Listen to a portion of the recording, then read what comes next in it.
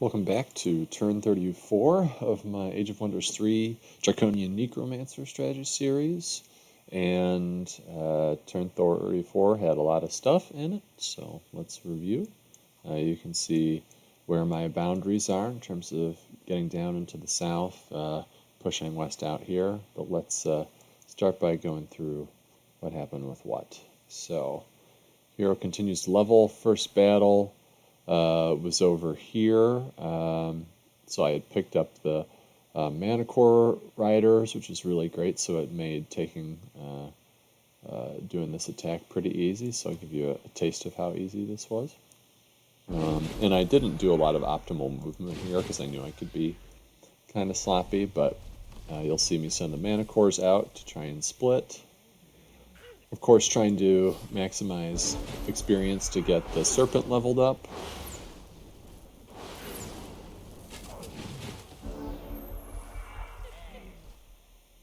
Just moving up.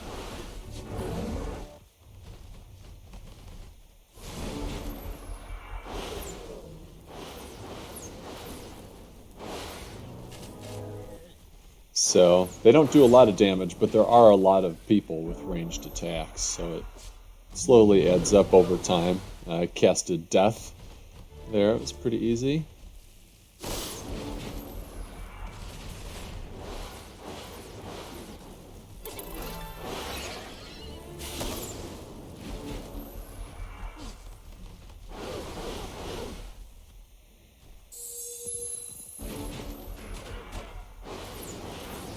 It's cool to let my Cadaver take a lot of hits. They like to prioritize the Cadaver because he's on the wall and vulnerable.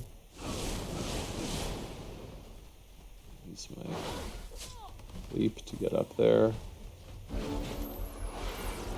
So yeah, pretty easy. Pretty easy. So took over this city, and I decided to keep it a high elf city because if I'm facing dreadnoughts, it would be nice to be able to churn out some good Storm Sisters. So that is the plan, is to take it instead of move it to Draconian, which is normally what I would do. So what else? Disintegrate, it's a wonderful nuke spell, by the way. Took out some units here with my rando stack. So this is an example of a stack of all flying units that you can send out together. Now, ideally, I'd have a Wraith, or better yet, a Wraith King. That would be at least one per every stack so that it could keep the guys healed, because otherwise the damage any of them take, they keep that damage. They don't heal over time because they're undead. So it's something to be aware of. Let's make sure I'm not skipping anything. Okay, 2nd to 4. Oh yeah, okay, so this is an example. I think I showed a battle like this of ghouling a glutton. I'm not sure if I have, but just in case.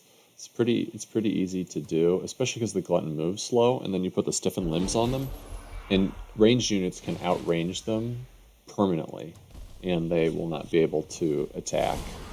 And you don't have to worry about their weakening breath, or their blight breath, because we're all undead. So I just mow down these guys. It's pretty low key, especially because these guys are all high leveled. I'm not at risk of losing them really, and I do have a free raise undead that I can use on somebody.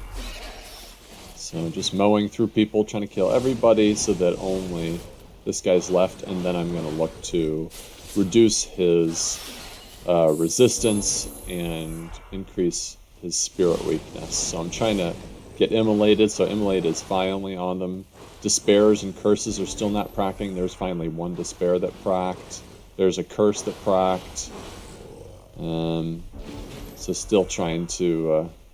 and thankfully they're high HP, so you have a lot of time to knock into them and hopefully reduce the resistances. Energy drain you saw starting to work a little bit. There's some despair stacks. There's some despair stacks. So he's getting pretty low, and he's about ready. Let's see if he... So down to 4, can't take much damage, but we were able to get him down. Despair times 6. See, 100% spirit weakness. So guaranteed that when my hero comes in and ghoul strikes, that'll be it. there. So picked up a glutton from there. Would love to be able to do that here as well. And I also picked up a matriarch because when you level them up to gold, they can call lightning, which is really amazing. So she was also a priority to try and raise. Okay, so let's see, that was second and then third. Wonderful, Wraith King. You know, pick them up whenever you can, because then you can send them with your flying stacks and they can heal everybody else out. So extremely valuable unit for this strategy. So I just killed them and then greater reanimated undead to make them to my side. That's how we did that. Over here, the Deathbringer is acting like a proxy Necromancer hero and is schooling some units. So I'm starting to build a ragtag force and send them west here. What else? Hero leveling up. Minor battle there. Another minor battle there. So I took one of my newer recruited heroes and paired him with some of the ragtag stuff. If only a Necromancer was out here, I'd be able to create or reanimate dead the Archon Titan, but that's of course not an option. What else? Easy battle with ragtag.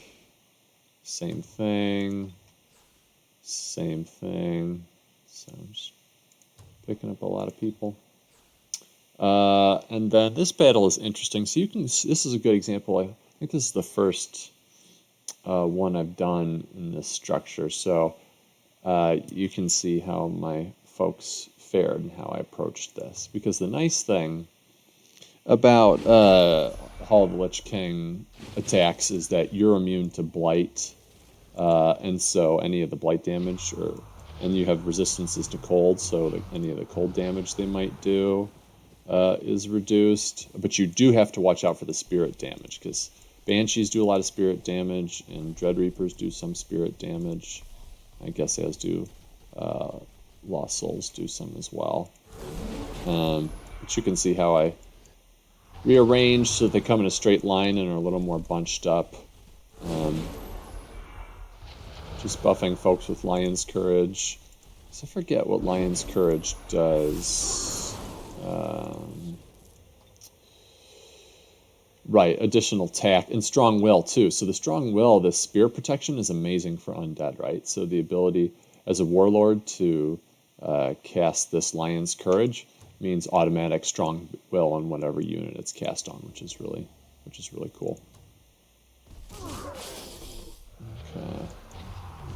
And of course, you don't have to worry. You have to worry about Invoke Death when your heroes are still human. They're not yet Archliches, but once that Empire upgrade is acquired, then of course you don't have to worry, because even your heroes, regardless of whether they're undead or not, or whether they're necromancers or not, are going to be undead. So you don't have to worry about the death, which is great, because that's the big worry when facing Dread Reapers, right?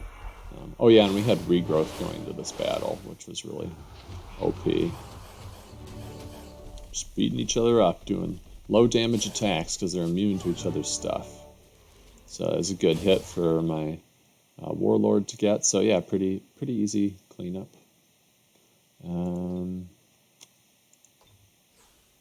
Yep. So that is it. You can see I'm researching Wreck, which if I come across Dreadnoughts or fellow undead, though it only targets one unit, it does make them incredibly weak to all the types of damage I deal. So that's the advantage with that. So you can see with my Warlord stack just kind of heading south. In this flying unit, I'll pair up with the other flying units eventually. So I've got the flying unit stacked. I'm going to try and send over rough terrain to do tasks that would be harder for a land army to do. What else? Who else is around? So got this stack with my rogue. We're headed... I think I'm going to take the road down this way, and this ragtag stack, I'm heading this way. Just kind of exploring over here. This Necromancer unit, kind of bopping around here, I'm seeing this, some opportunities to maybe raise some good units from there. So I'm interested in that. So you can kind of see I'm trying to keep armies, my main stacks along the front and pushing things out equally so that I can't get poked into somewhere. And as far as underground, this crappy army is just headed south, though it does have a lot of gold ranks, and that's helpful. Ragtag, just exploring low stuff. Nice little ragtag stack here. Exploring, and then ragtag, but they've got this, and they do have some heal undead abilities for the support units, so it's becoming respectable. Just mining out gold, sending another support unit with the heal that way, and then bringing them here to get additional gluttons. So that's what we're doing with that. So you can see in the captured cities, building Harvesters Guild. I'm building a second arcane item forge so that I can produce from just artifacts from just more than just one place. And again, I mean, I don't have big, powerful cities because you don't have huge cities that produce a lot as Necromancer, and that's okay because I mean, the vast majority of these. I mean, think about it. This is all ghouling. You know, I've produced a few Draconian reanimators from cities, but otherwise I haven't built any of this. It's always raising cadavers in ghouling units. This is how you build your army. And so, you know, I've got, 2 Necromancers, a Warlord and a Rogue, both really strong individual units, and then I'm starting to dip into heroes that are lower level and won't necessarily get huge high levels going forward because these have been taking out a lot of stuff and there's less battles left over for them.